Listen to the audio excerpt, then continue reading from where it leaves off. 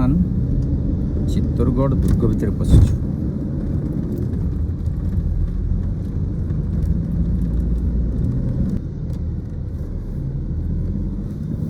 चारिपटे पूरा चारिपटे पाचेर तो नुह ये तो कौन कह मेघनाद पाचेर भी सप्त पाचेर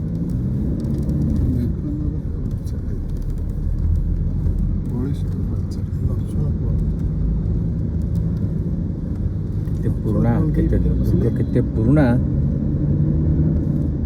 अपन देखी पड़ते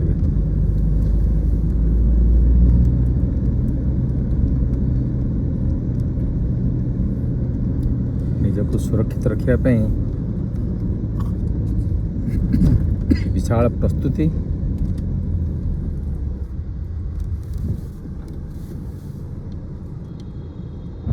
सुरक्षा सहित आपण प्रति द्वार केते कारुकार्य हेची आपण ता देखि पड़थिले।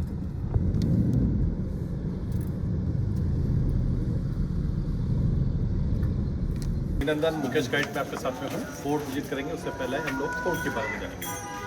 तो देखिए ये जो फोर्ट आप देखने के लिए आए हैं, इस फोर्ट को अगर आप हेलीकॉप्टर से देखते हैं तो वल मछली की तरह हाँ फिश की तरह इस किले का आकार शेप दिखा जाता है, जिसका हेड नॉर्थ साइड में है, टेल साउथ साइड में है। तो नॉर्थ से साउथ इस किले का लंबाई 6.5 है, 6.5 किलोमीटर इस किले का लंबाई है और 1.5 किलोमीटर इस किले का चौड़ाई है। 13 किलोमीटर का इस किले के चारों तरफ रोड सुरक्षा दीवार बना हुआ है। 700 एकड़ में ये किला फैला हुआ है। किले के अंदर 113 हिंदू टेम्पल्स, 84 वाटर बॉडीज और 8 बड़े रॉयल पैलेस के साथ में किले के 2 रस्ते हुआ करते हैं। तो ये सारे अटैक की वजह से डैमेज टूटे हुए देखने को मिलते हैं।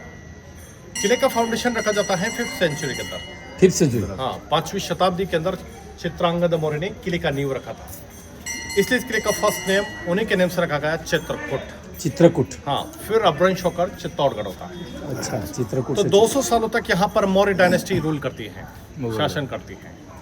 8th सेंचुरी के अंदर 8वीं शताब्दी के अंदर गुजरात के बप्पा रावल चित्तौड़ पर अटैक करते हैं और मौर्य वंश के अंतिम राजा मान मौर्य को हराकर मेवाड़ की राजगद्दी प्राप्त कर लेते हैं। तो ये फर्स्ट सूर्यवंशी शासक होते हैं बप्पा रावल, जिन्हें काल भोज के नाम से जाना जाता है। तो 8th सेंचुरी से लेकर 16th सेंचुरी तक 800 सालों तक इस मेवाड़ पर राजपूत सत्ता का केंद्र रहता है। चित्तौड़गढ़ उसका कैपिटल, राजधानी रहता है। उस दौरान कई राजवंश यहाँ पर शासन करते हैं और 30 टाइम्स बड़े अटैक होते हैं। उनमें से 27 टाइम्स मेवाड़ विजय रहता है। 30 टाइम यानी कि 3 बार मेवाड़ हार गया, जिसमें से 1303, 1534 और 1567 तीनों बार हार हुई और हार की परिणति जौहर के रूप में होती है। जौहर व्रत के बारे में आपने सुना होगा कि जब युद्ध होते हैं और समार राजपूतों को लग जाता है कि अब हम लोग किसी भी स्थिति में युद्ध को विजय नहीं कर पाएंगे, जीत नहीं पाएंगे, तो समार राजपूत तो युद्ध में लड़ने के लिए, मारने के लिए चले जाते हैं। वो युद्ध से लौटकर वापस नहीं आएंगे। उस कंडीशन के अंदर किले के अंदर जितनी भी औरतें होती थी, वो औरतें अपने सतीत्व की रक्षा करते हुए मेवाड़ की आन बान शान को बनाए रखने के लिए अपने आप को जिंदा आग के हवाले कर देते हैं, यानी कि आग में जलकर अपने आप को समाप्त कर लेते हैं। तो ये जौहर के रूप में था। पहला अटैक होता है 1303 के अंदर, 1303 के अंदर अलाउद्दीन खिलजी का चित्तौड़ की रानी पद्मावती को प्राप्त करने के लिए उसने अटैक किया था।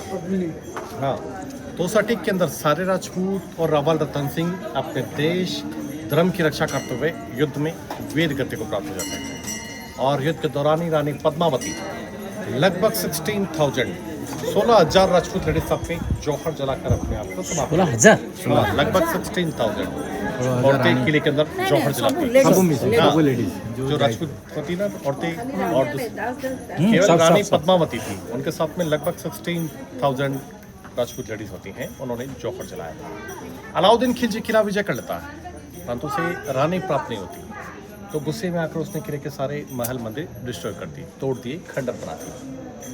फिर ये किला उसने अपने लड़के खिजर खान को दे दिया था। तो खिजर खान के नाम से इस किले का नाम खिजराबाद रखा। परंतु कुछ समय बाद हमीर, जो रावल रतन सिंह के वंशज होते हैं, इस किले को वापस जीतते हैं। हमीर के बाद में 1433 के अंदर मेवाड़ की राजगद्दी राणा कुंभा संभालते हैं। राणा कुंभा का पीरियड गोल्डन पीरियड था, स्वर्ण युग था। उन्होंने एक भी युद्ध हारा नहीं था, सारे युद्ध विजय किए और किले के अंदर 84 में से 32 फोर्ट उन्होंने रीबिल्ड किए और किले के अंदर अधिकांश महल मंदिर उनके पीरियड में वापस बने। अच्छा, एक मिनट, ये राजा कुंभ जो है वो उनके नाम से कुंभलगढ़ी पे हाँ, मैंने बताया ना 84 में से 32 फोर्ट राणा कुंभा ने बनवाए और रिपेयर करवाए, उनमें से कुंभलगढ़ फोर्ट है। इस किले के अंदर भी उन्होंने अधिकतर महल मंदिर वापस बनवाए। फिर सेकेंड अटैक होता है 1534 के अंदर, 1534 के अंदर, और समय मेवाड़ की राजगद्दी संभाले होते हैं राणा सांगा की वाइफ कर्णावती। एक लेडीज मेवाड़ का राजपाट संभाल रही थी, तो इसी का फायदा उठाया गुजरात के बहादुर शाह ने। बहादुर शाह 1534 के अंदर चित्तौड़ किले पर अटैक करने के लिए आया। अटैक की सूचना किले के अंदर पहुंची राजमाता कर्णावती के पास में।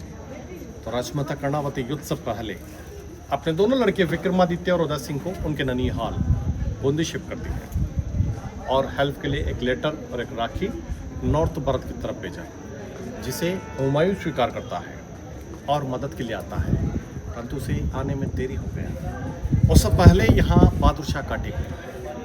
उस अटैक के अंदर सारे राजपूत और अवध बाघ सिंह इस चित्तौड़ किले की रक्षा करते हुए युद्ध में वीर गति को प्राप्त हो गए और राजमाता कर्णावती लगभग 13,000 राजपूत लड़े साथ में किले के अंदर जौहर जलाती है।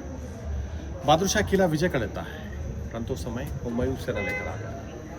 तो बहादुर शाह किला छोड़कर अपनी सेना मांडू की तरफ, मध्य प्रदेश की तरफ लेकर चला गया। हुमायूं भी आया तो वो भी अपनी सेना मांडू की तरफ लेकर चला गया। तो इस किले के आसपास के गांवों से राजपूत इस किले को वापस अपने अधिकार में लेते हैं और बूंदी से विक्रमादित्य उदय सिंह को चित्तौड़ लेकर आते हैं। विक्रमादित्य को मेवाड़ का राजगद्दी सौंपा जाता है और प्रिंस उदय सिंह के लालन पालन के लिए दात्री माँ पन्नादाई के पास में सौंपा गया। परंतु परिस्थिति का मौके का फायदा उठाता है पृथ्वीराज का दासी पुत्र बनवीर, जो यहाँ का सेनापति था। राज्य प्राप्ति के लिए बनवीर विक्रमादित्य की हत्या कर देता है और प्रिंस उदय सिंह को मारने के लिए जब पन्नादाई की महलों की ओर जा रहा होता है तो इसकी सूचना पन्नादाई के पास में पहुंची। तो पन्नादाई ने अपने लड़के के कपड़े प्रिंस को पहनाए और प्रिंस के कपड़े चंदन को पहनाए। प्रिंस को यहाँ से कुंभलगढ़ की तरफ शिफ्ट कर दिया जाता है। इधर बनवीर आकर पन्नादाई से पूछता है कहाँ है उदय सिंह, तो वो अपने लड़के की तरफ इशारा करते हुए बोलती है कि वो सो रहे हैं। बनवीर तलवार निकालता है और पन्नादाई की आंखों के सामने उसी के पुत्र के 2 टुकड़े कर देता है। तो एक माँ ने कैसे अपने पुत्र को लहूलुहान होते देखा होगा, कैसे कलेजे पर पत्थर रखा होगा। वो माँ थी पन्ना, जिसने अपने लड़के का बलिदान देकर मेवाड़ के भावी शासक राणा उदय सिंह की रक्षा की थी। ये वही उदय सिंह है जो राणा प्रताप के फादर हैं। तो इससे इस किले को बनवीर अपने अधिकार में लेता है। कुछ समय तक यहाँ बनवीर का शासन रहता है, परंतु राणा उदय सिंह कुंभलगढ़ से बड़े होकर आते हैं, इस किले पर अटैक करते हैं और इस किले को वापस अपना अधिकार लेते हैं। परंतु 1556 के अंदर दिल्ली के तख्त पर जब अकबर गद्दी पर बढ़ता है तो समय भारत में मुगल साम्राज्य बहुत अधिक विस्तार कर चुका होता है। अधिकांश राजपूत शासक मुगलों के डर से अकबर का अधीनता स्वीकार कर लेते हैं, सरेंडर कर लेते हैं। परंतु मेवाड़ के राणा उदय सिंह अपने अकबर के सामने सरेंडर नहीं करते हैं, झुकते नहीं हैं। तो इसी वजह से अकबर चित्तौड़ किले पर अटैक करने के लिए आया 1567 के। अटैक की सूचना किले के अंदर पहुंची राणा उदय सिंह के पास में। तो राणा उदय सिंह इस किले के जितने भी राजपूत सामंत सरदार होते हैं उनके साथ में मीटिंग करते हैं और उस मीटिंग में निर्णय होता है कि मेवाड़ राज परिवार का बचना मुश्किल है। मेवाड़ का नया कैपिटल आप कहीं और बसाइए। तो समय राणा उदय सिंह ने मेवाड़ का नया कैपिटल 1559 के अंदर उदयपुर बसाया। उदय सिंह के नाम से उन्होंने उदयपुर बसाया। जब किला छोड़कर गए तो किले का दायित्व अपने चीफ कमांडर जयमल, कल्ला और राजपूती सेनाओं के भरोसे किला छोड़कर जाते हैं। अकबर की सेनाएं आती हैं, किले को घेराबंदी करती हैं और अटैक बोल दिया जाता है। परंतु लंबे पीरियड तक 4 मंथ तक युद्ध जारी रहने से किले का अनाज राशन समाप्त होने लगता है, राजपूती सेनाएं मारी जा रही थी। तो ऐसी कंडीशन के अंदर किले के अंदर जौहर और केसरिया का निर्णय होता है। 7000 लेडीज किले के अंदर जौहर जलाती है और जितने भी राजपूत होते हैं सर पर केसरिया पगड़ी बांधकर राजपूती तलवार लेकर किले के सातों गेट खोलकर मैदान में आते हैं। आमने सामने के युद्ध में राजपूती सेनाओं ने लाशों का ढेर बिछा देते हैं, परंतु युद्ध के दौरान जयमल पैरों से घायल हो जाते हैं, गोली लग जाता है तो पैरों से घायल हो जाते हैं। अगले दिन जब वो युद्ध लड़ने के लिए गए तो कल्ला राठौड़ के कंधों पर बैठकर या ऊपर बैठकर युद्ध लड़ने के लिए गए तो दोनों के चारों हाथ चल रहे थे, लाशों का ढेर बिछा दिए। जब ये सीन अकबर देखता है तो बोलता है कि 4 हाथ के लोक देवता मेरे सामने कहाँ युद्ध करने आए हैं। यानी कि भगवान विष्णु का उपाधि दिया था उनको, दोनों का गर्दन कर दिया, फिर भी उनकी बॉडी तड़ युद्ध लड़ते रहे। दूसरे गेट के पास में जयमल, कल्ला युद्ध लड़ते हुए वीर गति को प्राप्त होते हैं। इसी तरह से फतेह जो होते हैं ना सेनापति, वो भी रामपोल गेट के पास में अकबर के हाथी के साथ फाइट करते हुए वीर गति को प्राप्त किया था। तो इससे सारी राजपूती सेनाएं संख्या में कम होने की वजह से युद्ध लड़ती हुई वीर गति को प्राप्त हो जाती हैं। अकबर किला विजय कर लेता है। अकबर इस किले को विजय करने के बाद इस किले को अपने अजीज आसफ खान को सौंप कर चला देता है। तो उस दौरान ये किला 1615 तक 1615 तक मुगलों के पास में रहा। फिर कॉम्प्रोमाइज़ में ये किला अमर सिंह को दिया जो राणा प्रताप के लड़के पे हैं। तो 1615 से लेकर 1956 तक ये फोर्ट राजपूतों के पास जरूर रहा, पर राजपूत परिवार के लोग यहाँ नहीं रहे क्योंकि उन्होंने किला जीता नहीं था। सारे लोग उदयपुर शिफ्ट हो गए और 1956 के अंदर ये फोर्ट गवर्नमेंट के पास में आ जाता है। ASI का मेंटेनेंस दिखता है और अभी वर्ल्ड हेरिटेज साइट में ये फोर्ट है। तो ये था चित्तौड़ का हिस्ट्री। मीरा का जन्म होता है अजमेर पुष्कर के पास में मेड़ता सिटी के अंदर, परंतु शादी चित्तौड़ किले के अंदर हुआ था राणा सांगा के लड़के कुंवर भोजराज के साथ में। तो शादी के 2 वर्ष बाद ही मीरा के नाम के पति भोजराज की अकाल मृत्यु हो गई। तो उनके बाद में उनके देवर विक्रमादित्य मेवाड़ के राजगद्दी संभालते हैं।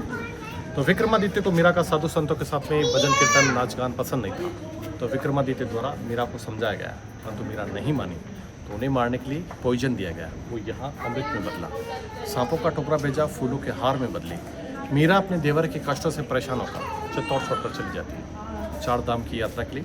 और आखिरी में द्वारिका के अंदर भगवान कृष्ण की मूर्ति के अंदर मीरा विलीन हो जाती है, समा जाती है। तो आपने कहीं पर भी नहीं सुना होगा कि मीरा को कहाँ जलाया या कहाँ लगाया, ये बात कोई राइटर भी नहीं लिखता है। तो आखिरी में वो द्वारिका के अंदर समा गई थी। यहाँ 2002 में नया मूर्ति लगाया गया है लॉर्ड कृष्णा और मीरा का। तो वो मीरा के टेम्पल है। उसी के बाजू में वो सामने की तरफ देख रहे हैं मीरा के गुरु थे संत रविदास, उनका स्मारक है। संत रविदास उनके फुटप्रिंट है, चरण चिन्ह है। और छत पर एक आर्ट बना हुआ ऊपर की तरफ। छत में 5 बॉडी 1 हेड, जिस तरह हमारे शरीर में 5 एलिमेंट्स होते हैं ना, पंचतत्व, होने को दर्शाया गया है, वो देखने को मिलेगा। और इधर ये टेम्पल है कुंभ श्याम टेम्पल। कुंभ श्याम टेम्पल, कुंभ श्याम, हाँ, कुंभा ने रीबिल्ड किया और शाम का मूर्ति लगा होने से कुंभ श्याम नाम दिया गया है। और कुंभा स्वामी नाम से भी जाना जाता है इस टेम्पल को। तो इस टेम्पल का निर्माण 8th सेंचुरी के अंदर बप्पा रावल ने करवाया था, सूर्य टेम्पल के रूप में, सन टेम्पल के रूप में। तो अलाउद्दीन खिलजी के अटैक में ये डिस्ट्रॉय कर दिया गया। तो उसके बाद में राणा कुंभा ने रीबिल्ड किया, इसलिए इसे कुंभा टेम्पल के नाम से जाना जाता है। फिर अटैक हुए, फिर तोड़ दिए गए। तो आखिरी में फतेह सिंह ने इस टेम्पल को रीबिल्ड किया और कृष्ण, सुभद्रा, बलराम का स्टैचू जगन्नाथपुरी की तर्ज पर इस मंदिर में स्थापित किया।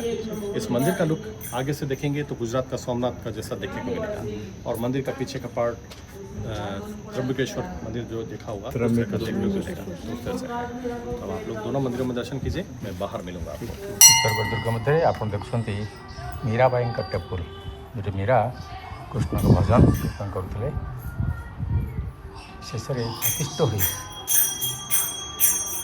द्वारका चले जाती है। बुक्स वगैरह लेंगे, चित्तौड़ का हिस्ट्री, मीरा जी का हिस्ट्री, महाराणा प्रताप का हिस्ट्री, हिंदी में, इंग्लिश में, गुजराती में, मराठी में, बांग्ला में। चित्तौड़ का हिस्ट्री, मीरा जी का हिस्ट्री, महाराणा प्रताप का हिस्ट्री, रानी पद्मिनी का हिस्ट्री।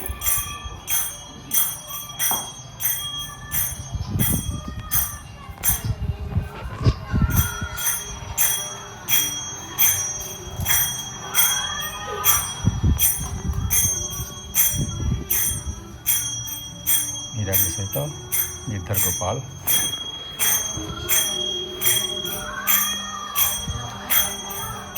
सदा सर्वदा एठी मीरा को भजन गान करा देखिपे।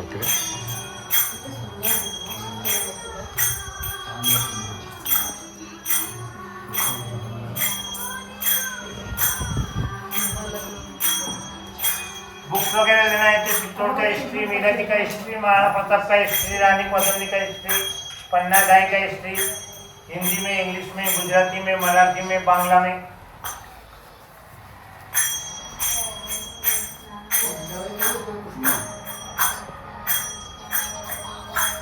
ये मंदिर आप देखुं संत रविदास ये संत रविदास मंदिर है जी आम मीराबाई गुरु थे।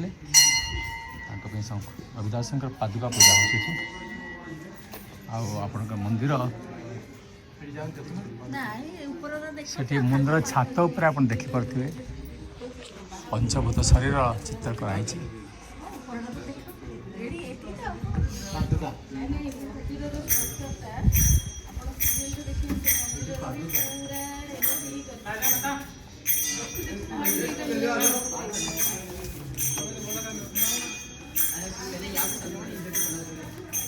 मंदिर देखुंट कुंभश्याम मंदिर आप देखिए आगपटी आपणकर राजा कुंभ सिंह नाम श्याम मतलब श्याम नाम मंदिर आगपट पछपट सोमनाथ मंदिर ढांचा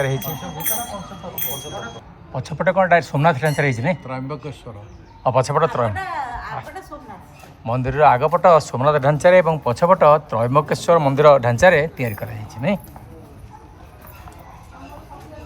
कारुकार्य बहुत सुंदर कारुकार्य अलाउद्दीन खिलजी एवं अन्य मुगल सम्राट माने बारंबार आसी ताकू भांगी बारंबार से राजपूत घरानार राजपूत माने पुणी आउ थे पुनरुद्धार करछंती यह कहवाई जे गोटे सभ्यतार ध्वंस तुम करना सभ्यता को तुम ध्वंस करना सत चेष्टा कले आम सभ्यता आम संस्कृति बजाय रही आम परंपरा आम हजार वर्ष पर लोक देखिले कहींपारे जे ये प्रकृति ये कला अति उत्कर्ष धरण कला थिला।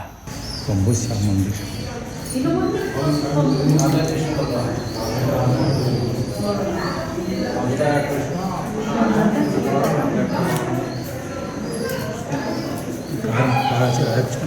राधा कृष्ण बलराम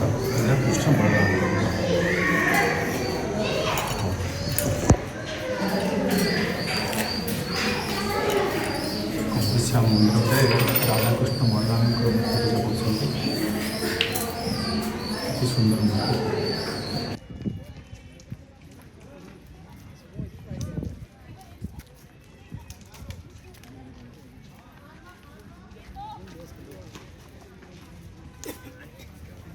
राणा कुंभा ने इसलिए करवाया था कि गुजरात के अहमद शाह और मांडू के सुल्तान खिलजी दोनों को एक साथ हराया था, तो उनकी विजय की याद में ये टावर बनाया गया है।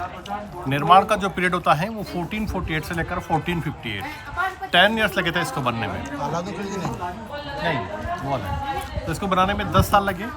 90 लाख रुपीस का उस जमाने में खर्चा हुआ था। अच्छा आज 90 लाख रुपीस दो तो इसका टावर नहीं बनेगा। राणा कुंभा विष्णु के भक्त होते हैं, तो 9 ग्रह के रूप में 9 खंड इसके बनाए गए। इसका हाइट 122 फीट इसका हाइट है, 122 फीट ऊंचा है और 157 स्टेयर्स हैं, 157 सीढ़ी हैं। लाइम स्टोन के पत्थर पर टावर बनाया गया है। पत्थरों को जोड़कर इंटरलॉकिंग करके इस टावर को बनाया गया है। इस टावर के अंदर जाने का रास्ता है। हाँ जी, मैंने कुछ सीमेंट वगैरह कुछ नहीं, इंटरलॉकिंग करके बनाया गया है। इस टावर के चारों तरफ अंदर और बाहर हिंदू देवी देवताओं की मूर्ति देखने को मिलती हैं, जिनमें अर्धनारीश्वर, उमा महेश्वर, लक्ष्मी नारायण, ऋतु, पहाड़ सारे को अंकित किया गया है। तो इसे मूर्ति कला का विश्व कोश के रूप में इस टावर को जाना जाता है। मान्यता है। टावर ये है और सामने एक टेम्पल देखते हैं इधर की तरफ, समाधीश्वर टेम्पल के रूप में इसे जाना जाता है। समाधीश्वर शिव का त्रिमूर्ति टेम्पल है। इस टेम्पल का निर्माण 11वीं सेंचुरी के अंदर 11वीं सेंचुरी का 11वीं शताब्दी के अंदर मांडू के परमार बोध ने इस टेम्पल का निर्माण करवाया। परंतु अलाउद्दीन खिलजी के अटैक में ये डिस्ट्रॉय किए गए थे। तो उसके बाद में कुंभा के फादर महाराणा मोकल 1428 के अंदर इस टेम्पल को रीबिल्ड करते हैं और शिव का त्रिमूर्ति दोबारा स्थापित करते हैं। तो इसे ब्रह्मा विष्णु महेश के रूप में भी जाना जाता है। इस टेम्पल को अभी चलेंगे, टेम्पल वो है और सामने अभी हम लोग चलेंगे तो जौहर कुंड की तरफ चलेंगे, जो गार्डन के रूप में देखने को मिलेगा। जौहर कुंड में आने जाने के लिए 2 एंट्रेंस हुआ करते हैं। ये गेट पूर्वी जौहर द्वार है, एक गेट सामने दिखेगा उत्तरी जौहर द्वार आएंगे। ये कौन सा टेम्पल बोला और ये शिव का त्रिमूर्ति टेम्पल है। हाँ, ये जौहर द्वार है। आगे जौहर कुंड जो है वो गार्डन के रूप में देखने को मिलेगा। बहुत सोचा यहाँ से निकले, तो उसके बाद में गवर्नमेंट ने इस एरिया को गार्डन बना दिया 1958 में। उससे पहले 30 से 40 फीट डीप था, गहरा कुंड था। जब बैटल्स हुए, युद्ध हुए, तो उस समय राजपूतों को लग जाता है कि अब हम लोग किसी भी स्थिति में विजय नहीं कर पाएंगे, जीत नहीं पाएंगे, क्योंकि हमारे पास सेना नहीं है, गोला बारूद नहीं है, अनाज नहीं है। उस कंडीशन के अंदर जब राजपूत युद्ध लड़ने के लिए जाएंगे तो वो वापस नहीं आए और यहाँ जलती हुई आग के अंदर औरतें बच्चों को साथ में लाकर कूद जाया करते। तो यहाँ पर 3 बड़े जौहर हुए थे। पहला जौहर अलाउद्दीन खिलजी के टाइम के समय रानी पद्मावती ने 16,000 लेडीज साथ में जौहर किया। हाँ, पूरा तीनों जौहर इसी जगह। सेकेंड अटैक हुआ बहादुर शाह का, उस समय राजमाता कर्णावती ने 13,000 लेडीज साथ में जौहर किया। फिर थर्ड अटैक हुआ अकबर का, उस समय रॉयल फैमिली उदयपुर शिफ्ट हो जाता है, तो 7,000 लेडीज यहाँ जौहर करती हैं और वर्ष में एक बार जौहर श्रद्धांजलि समारोह होता है। आपने उदयपुर देखा होगा, तो उदयपुर से रॉयल फैमिली के लोग और भारत से राजपूत परिवार के लोग होली के 11 दिन बाद यहाँ आते हैं। जिन्होंने जौहर किया और वीर वीरांगनाओं को यहाँ श्रद्धांजलि दी जाती है। बहुत बड़ा मेला होता है, उसे जौहर मेले के नाम से जाना जाता है। 16,000, 13,000, 7,000 पर ये पूरा एरिया है। पर ये जो फिगर है ना, ये जो फिगर है कोई ऑथेंटिक फिगर नहीं माना जाता है, बस एक चलन में है। बाकी वहाँ पर बोर्ड पे देखेंगे तो कई हज़ार औरतों का लिखा होगा, कोई फिगर फाइनल नहीं दिया वहाँ जौहर के बारे में स्क्रिप्ट लिखा है, वहाँ पर लिखा है कई हज़ार औरतों ने जौहर हुआ। जो जोहर विषय आमर गाइड आमको कहते से विषय सम्यक सूचना इतने रही ये 3 थर जोहर होती गाइड कहता कि थे 16,000 थे 13,000 आउ थे 7,000 महिला और पिला माने ये अग्निकुंड निजक झास देते स्मृति में प्रति वर्ष ये होली 10 दिन पर गोटे जोहर मेला होची एवं जोहर मेला को बहुत राजपूत व अन्य राजस्थान आखपाख लोक आसी से वीर रमणी एवं पिलापी श्रद्धांजलि दौरान 84 वाटर बॉडीज टोटल है। ये एक वाटर बॉडीज है। उस ज़माने में फोर्ट के अंदर 84 वाटर बॉडीज़ हुआ करते थे। उनमें से एक ये है जो रॉयल फैमिली के लिए था, राज परिवार की रानियों को नहाना पूजा करने का जगह है। और वो उधर की तरफ जो लोग खड़े हैं ना, वो वॉशरूम एरिया है।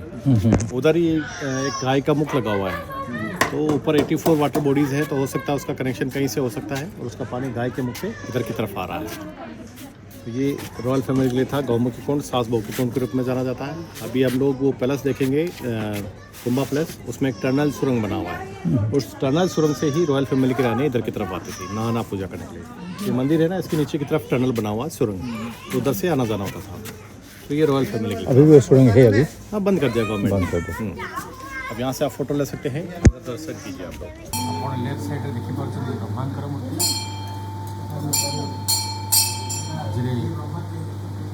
Left side Brahma left Brahma, middle Vishnu, right Shiva. बीच में शिवा है, बीच में विष्णु। बीच में विष्णु है।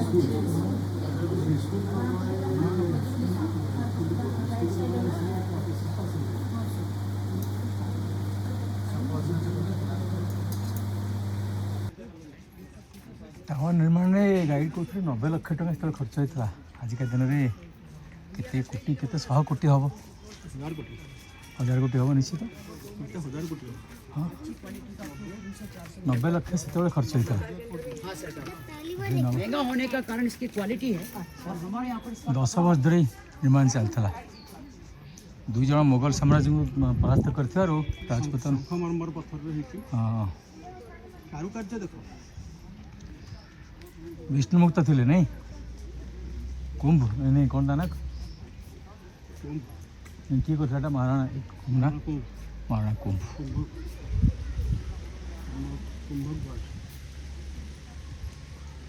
विजय स्तंभर चारिपटे बहुत देवादेवी मूर्ति रही।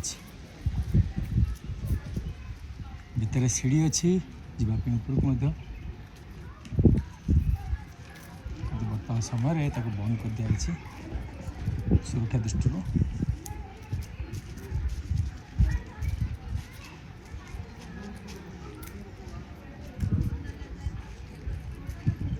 1956 मसीह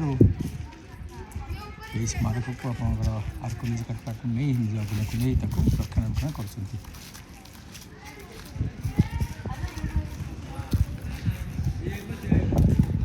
700 एकर इलाके अवस्थित 84 वाटर बॉडीज अच्छी। तो रानी पद्मावती इसी पैलेस के अंदर उस ज़माने में रहती थी। पैलेस के 2 हिस्से हैं, एक पानी के बीच में, एक बाहर की तरफ। तो पानी वाले हिस्से के अंदर रानी पद्मावती रहती थी, बाहर वाले हिस्से के अंदर मेड, सर्वेंट, दासे, सिक्योरिटी गार्ड्स वगैरह रहते थे। तो अलाउद्दीन खिलजी के अटैक में ये सारे डिस्ट्रॉय कर दिए गए, तोड़ दिए गए थे। तो उसके बाद में रीबिल्ड किए गए राणा कुंभा के समय, फिर आखिरी में सज्जन सिंह के समय, और 1956 के अंदर गवर्नमेंट ने इसे गार्डन के रूप में कन्वर्ट कर दिया गया। ये हो सके है। और ये सारे पानी था तालाब? नहीं, तालाब नहीं, मतलब पानी के बीच में एक हिस्सा है जो अभी देखेंगे हम लोग। ये तो गार्डन वाला हिस्सा है जो अभी 1956 के बाद में इसे गार्डन बना। ये वो वाला एरिया है।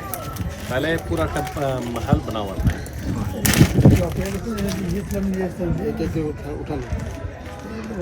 तो गेस्ट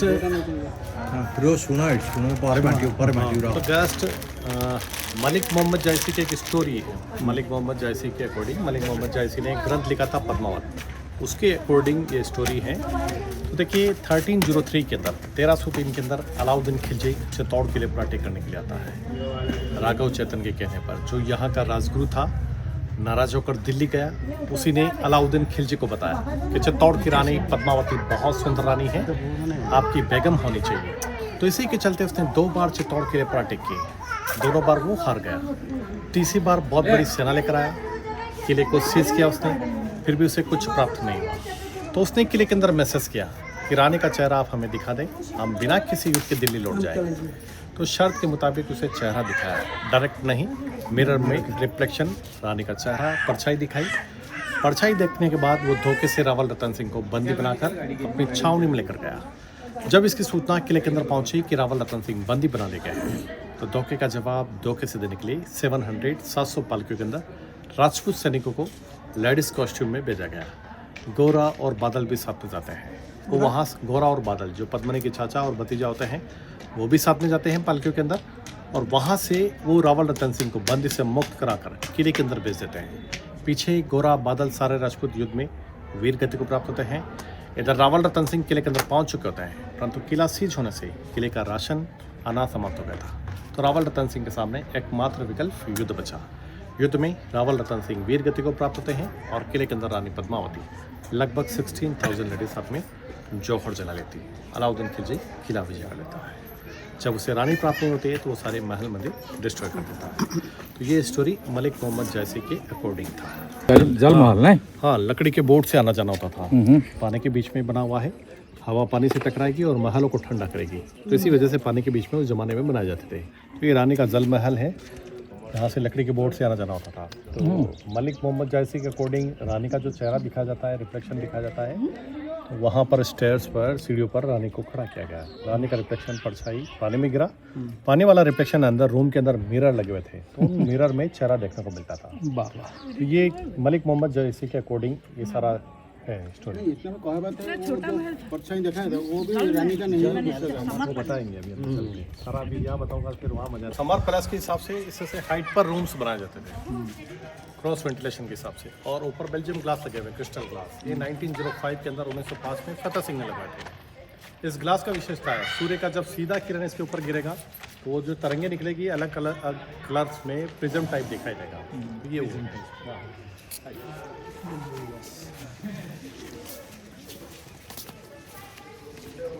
और इधर ये जल महल की तरफ जाने का रास्ता होता था। जब भी हम लोगों ने महल देखा ना पानी के बीच में, उधर की तरफ जाने का रास्ता ये था, जल महल की तरफ। और ये वो रूम है जिसके अंदर मिरर लगे हुए थे, शीशे आईने वगैरह।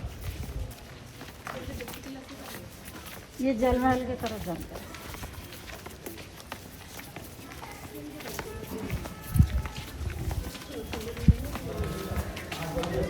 जल्दी जल्दी ऐसे जल्दी।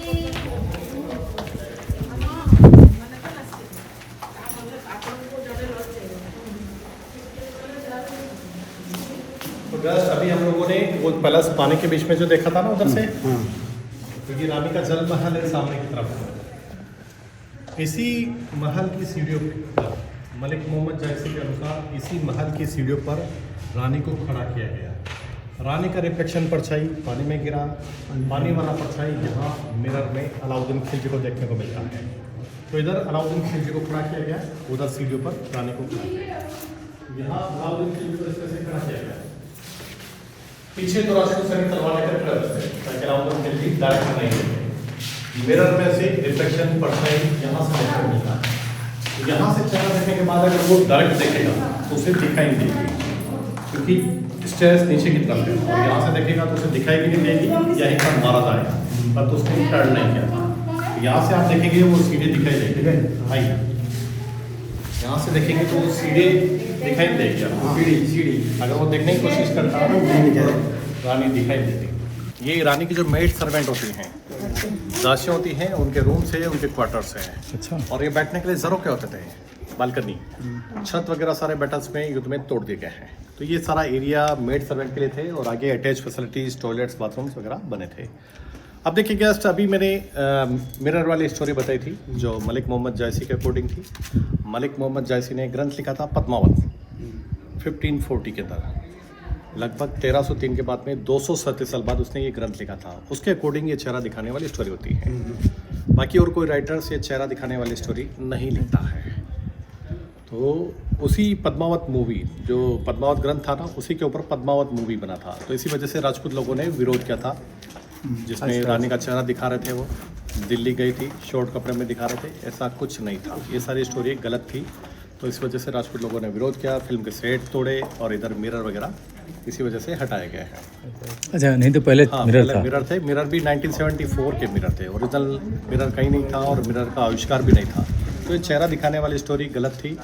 कुछ गाइड बताते हैं कि रानी की जगह पर दासी को दिखाया, वो भी गलत था। तो ये सारी स्टोरी गलत थी और जो पद्मावती मूवी में दिखाई जा रही थी, तो इसी वजह से विरोध किया और इधर मूवी को चलने भी नहीं दिया था। तो ये पद्मावती को काट के पद्मावत, हाँ, इसी वजह से पद्मावत किया था। अब अलाउद्दीन खिलजी चित्तौड़ पर अटैक करता है। तो अटैक का जो कारण था, वो दिल्ली से गुजरात मिशन पर जा रहा था। तो दिल्ली से गुजरात जाने के लिए मेवाड़ से होकर जाना पड़ता था। तो जब वो मेवाड़ से अपनी सेनाएं निकाल रहा था, तो उस समय राजा ने बोला कि आप हमारी सीमाओं को यूज़ कर रहे हैं तो आपको टैक्स देना पड़ेगा। तो उससे टैक्स मांगा था। तो उसने उस समय तो टैक्स दे दिया, परंतु टैक्स का बदला लेने के लिए उसने चित्तौड़ पर अटैक किया था। तो ये अटैक का कारण था। 7 गेट क्रॉस करके वो राणा कुंभा ने बनवाए थे 1433 के अंदर। तो वो बाद वाले रास्ते हैं। हम लोग आगे हैं फोर्ट के मेन एंट्रेंस की तरफ। तो ये मेन एंट्रेंस था। तो ईस्टर्न साइड की तरफ 7 गेट बने हुए थे 8th सेंचुरी के। तो वो सारे बैटल्स में टूट गए हैं। अभी जो गेट बने हुए हैं, एक गेट नीचे की तरफ है, एक इस सामने की तरफ है। तो ये 1905 के अंदर 1905 में फतेह सिंह ने ये गेट वापस बनाया। सूरजपोल गेट के नाम से जाना जाता है। सनराइज के समय ओपन होते हैं और सनसेट के समय क्लोज कर दिए जाते हैं। उसी राजपूती परंपराओं के अनुसार ये गेट सुबह मॉर्निंग में खुलता है जब सूर्योदय होता है और सूर्यास्त के समय बंद कर दिया जाता है। तो 1905 के अंदर 1905 में फतेह सिंह ने रीबिल्ड किया है। गेट पर लोहे की कीलें लगाए गए। जब बैटल्स होते हैं, युद्ध होते हैं, तो यहाँ जहर पॉइजन लगाया जाता है। हाथी घोड़े तोड़ने की कोशिश करेंगे तो यहीं पर मारे जाएंगे। इसी वजह से ये लोहे के अंकुश लगाए गए हैं। और ये किले के पास में किले का सुरक्षा दीवार है 13 किलोमीटर का। किले के अंदर जब गोला बारूद समाप्त होते हैं तो इन खड्डों से गर्म रेत, गर्म तेल, गर्म पानी दुश्मन के ऊपर फेंके जाते थे। पहले यहाँ रास्ता जो था वो हाथी घोड़े के चढ़ने के अनुसार हुआ करता था। हाथी घोड़े के चढ़ने के अनुसार रैम्प स्लोप हुआ करता था। तो सारे बैटल्स में टूट गए हैं। अभी स्टेयर सीढ़ी देखने को मिलती है। तो इधर 7 गेट बने हुए थे। इसी रास्ते पर अलाउद्दीन खिलजी द्वारा रावल रतन सिंह को बंदी बनाया। यही रास्ते में? हाँ, इसी रास्ते पे। हाँ, हाथी घोड़े के लिए रास्ते थे। इतना छोटा लगता है।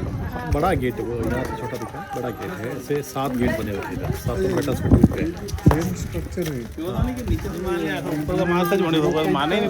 नहीं, बाद में बना है। ये 1905 ये 1905 हाँ, ये पूरा तो वापस बनाया है। कुंभ ने बनाया। हाँ, नहीं कुमार नहीं, फतेह सिंह ने फतेह सिंह 1905 का। इधर रास्ता ये 7 गेट बने होते हैं। 7 गेट टूट गए हैं।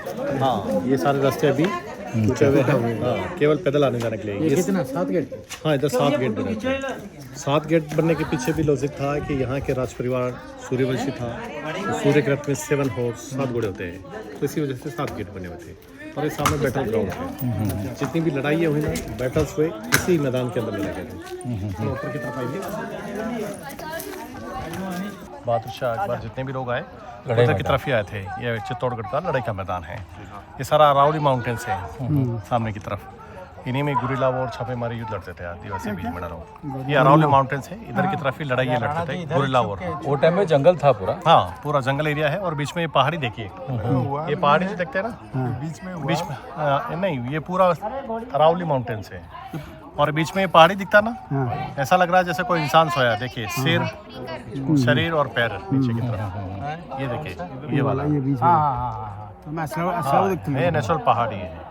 मैं असला देखना था। अब यहाँ से आपका फोटोग्राफ पहाड़ों पर सब पेड़ था पहले? हाँ पेड़ बहुत थे, ये तो ग्रीन बेल्ट रहा है उस जमाने में।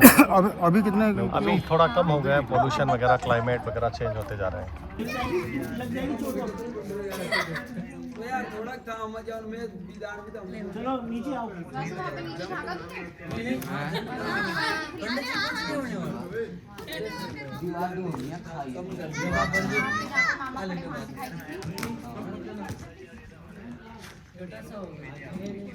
देखो यहाँ से युद्ध करते थे, पत्थर सामने देख रहे हैं टावर ऑफ फेम, जैन कीर्ति स्तंभ।